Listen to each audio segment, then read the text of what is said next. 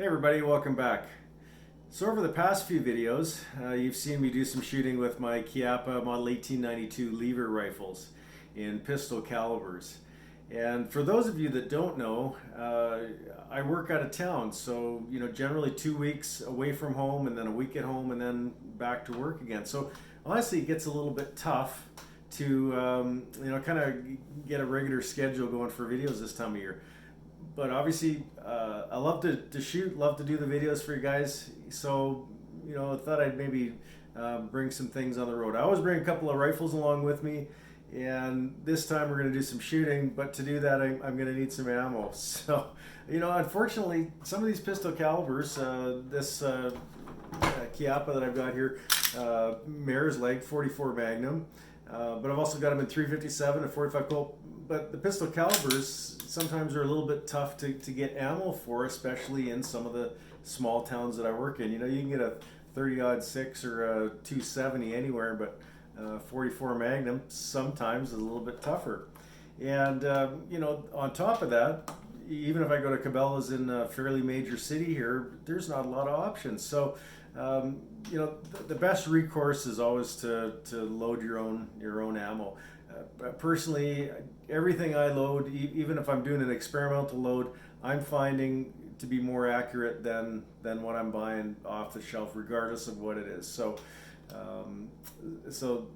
it is what it is. So all of that said, being away from home here, needing to load some ammo, what to do? So I literally kind of threw all my stuff into a plastic tote and decided to bring all this on the road. Now, how do you do that without a bench and your reloading press and everything you're going to need?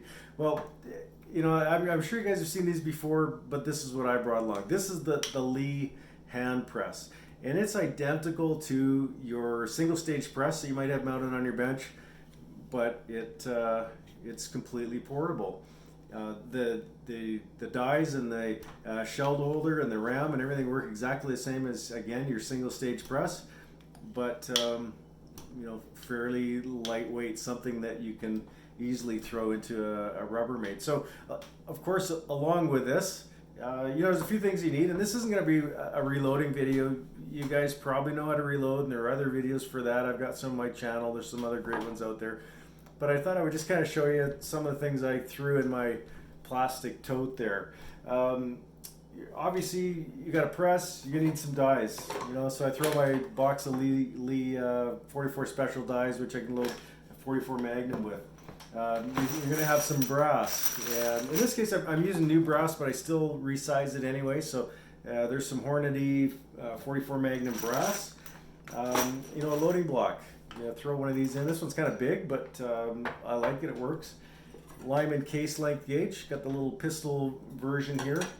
My priming tool, Lyman. I had a Lee for a lot of years, and it kind of, the plastic started to crap out on me. So I bought this one earlier this year, and I'm really liking it. Maybe we'll do a separate video on that. But Lee hand priming tool uses the same shell holder that you use in your press, so that's kind of handy. You don't need separate shell holders. So priming tool, throw in a little scale with a pan, funnel, of course, caliper. Got a little small caliper. I think it was $30 up here. I'm sure less for you guys in the States, but just long enough to measure overall length with my pistol calibers. So threw that one in.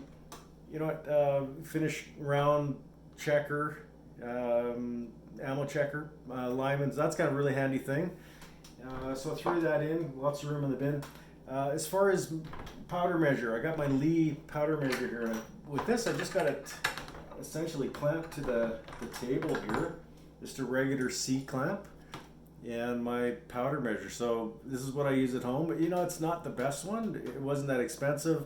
I kind of hesitate to throw prices out because when I bought this stuff a few years ago, it was cheaper than it is now. But I don't know. I think back then I paid $50 Canadian or something. I don't think it's much more than that now. So throw in some primers and some bullets. We got some Hornadys and some Sierras we're going to load up here.